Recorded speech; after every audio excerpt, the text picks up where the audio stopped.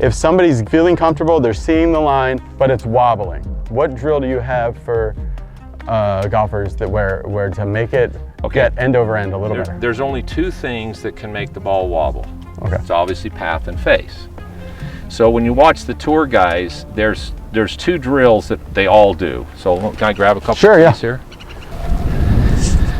So after studying putting, what you see in most all good putters, there's always exceptions, but the reality is from about 3 inches behind the ball to 3 inches past the ball, in this little area right here, there is no arc and there is no face rotation. Now there are guys who have a little, but here's what you do. So you take your putter and you move it back 3 inches behind the ball and you put a tee just outside the toe of your putter, and you give yourself, you know, at the start you can give yourself some tolerance, give yourself a 1/4 inch or so, okay? Like that. Yep. And then you go 3 inches past the ball on that line and you do the same thing.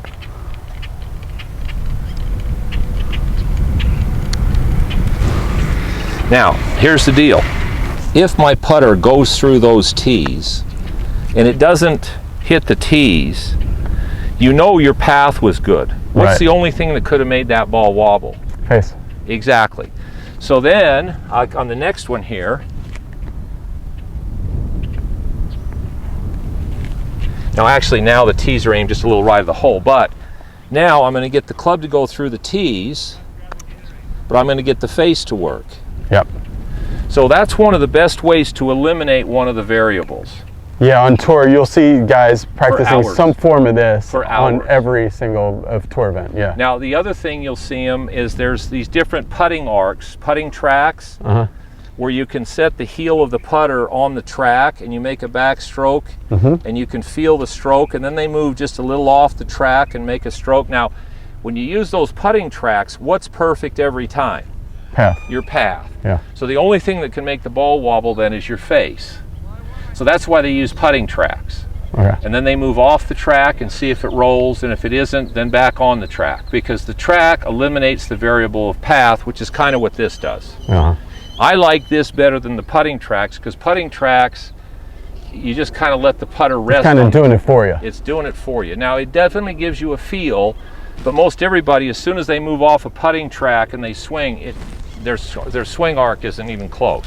We're rolling the putt. I'm sorry, we're seeing the line right, we're rolling the putt.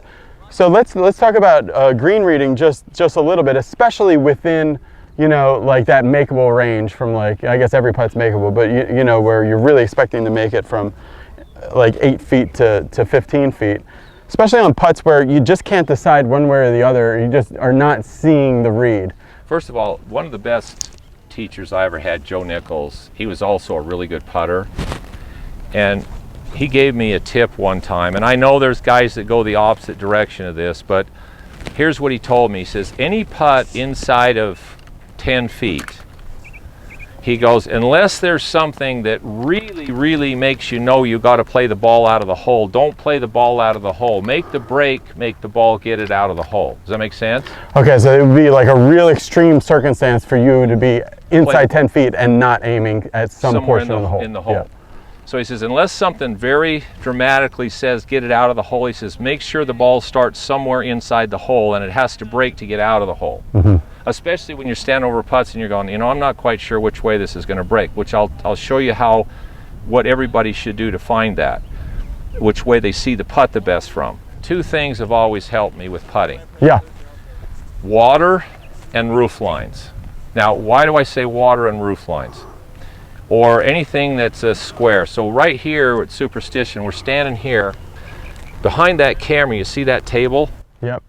Well, when they built that table, you know what they did? They put a level on it. Yeah, that'll be perfectly horizontal. So that you know that's perfectly horizontal. So if I stand here, and I do this, and I look at that table, and I look down at the green, all of a sudden, that gives me a relevance to level, and when I look down here, it makes it easy for me to see break. Yeah. Because I have a relevance to level. Now the other thing that tends to lay fairly flat is water.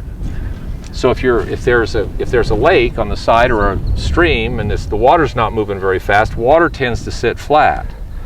it just happens to be one of those things. So, right. so I will stand, I'll find wherever the water is, and I'll look at the water, and then I'll look at the green. Because the water's flat, it makes it easy for me to see the slope in the green, which helps me find what they call fall line. Yeah. And fall line is nothing more than whether I put the ball on this side of the hole or that side of the hole. If I putted it, it would go straight.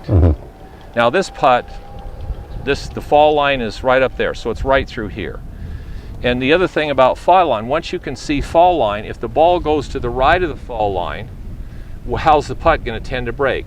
This way. Yeah. If it comes to this side of the fall line, it's going to go that way. So even if our ball was here, you're still looking for the straight putt. Still looking for straight. Okay. And see, straight now, well, we know that that's straight. And when I get over here, all of a sudden, see, there's the fall line, and so I know it's going to break that way. Yep. It has to, because that's straight. Now, there isn't a lot of difference between there and here, but this ball is going to tend to go, there it goes, yeah. It's going to go a little to the right. Okay, so finding fall line, being able to see straight from both directions, is critical to reading putts. I use the horizon, rooftops, and lakes to see those fall lines, because they're level. So the horizon, you'll see a lot of guys that'll do this. They'll put their head, they'll go down like this. Yeah. Well, if I look at the horizon, if I look way out there, everything's pretty level. The further you look, the more level it is. Now, if I get a sense of level and then I come down to the green, now I can see how the green sits. Yeah. So you've got the horizon, you've got anything that's flat like a roof, or the water that gives you a sense of level. Yeah. Now, the other thing I do is I find those things and I judge it as I'm walking up to the green. So when I hit a ball on the green, so I'm out in the middle of the fairway and my ball hits the green. Yeah. See, I'm watching it, because if I'm watching my ball and if it hits the green, when it hits the green, see what that ball's kind of going to the right? Okay, so that ball was kind of going to the right. Yeah. I'm from the fairway, I watched it hit the green, I watched it roll out. I also, when my other players, competitors, when they're hitting balls onto the green, I'm watching what their balls are doing. Yeah. It's like having a second or third try to see how something breaks. So now all of a sudden, I know how that putt's going to break. So I've looked at it as the ball lands on the green. I've also reinforced it here. And the last thing, you have to determine, do you see line better from behind the ball here? Or do you see it better from behind the hole looking back? Yeah, I think I see it better the other way, because I always hit a putt, and then when I go to pull it out of the hole, and then I walk over that way, and I say, oh, well, yeah, obvious. Here's where I see break the best from. Yeah, me too, I think so. And here is the hole, because the other thing is most of the break happens in the last third of the putt. So when I'm standing here, it's a lot easier for me to see what that putt's going to do. So I trust this read. This is where I read most of my putts from. And then when I walk down around here, I've already got the read. Then I basically set the ball, line. I don't then come back here to look at it, because what happened is a lot of times this one looked like it was going to go the other way. So I trust, for myself, I have tried which side do I tend to read the putts the best from. For a long time I read them from right here, and then the more I practiced, and I'd read them from there, and I read more of them really well from that side, so I quit doing it from here. Percentage-wise of your students, what are you finding? I'd say 80% read it better from that side. Okay, how can you test which way you read it better? Well, I'll just have them, I know how a putt breaks, and I'll have them stand here and say, what does it look like? I'll take them on the other side and say, does it look different? They'll go, most of the time they go, yeah. I says, what does this look like? And then we see which one is actually correct. Great. So, you know, so they'll go, oh God, well, it didn't look right from over there, but this side, it looked perfect here, and what I did from here, it worked. So that's how I test them for green reading, to see whether, I just test them to see which one they read it the best from.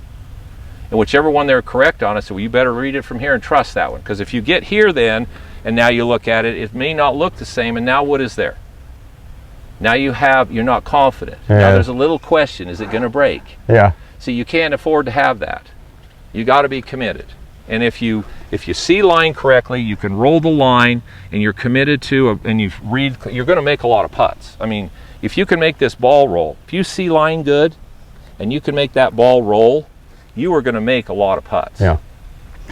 All right, guys, you can find out more information about that about putting tips. There's lots of putting stuff as well on MALASKA.com. Oh yeah, it's a big part of the game. It's a full game complement of everything Mike has learned throughout many years of golf instruction and playing. And so go to MALASKAGolf.com. There's a special promo code to get a discount off of an intro to that website through this link, which is written in one of these corners. Thanks, Mike. Another elbow there. Thank you, pal. Well, see you later. Thanks, bye. Bye-bye.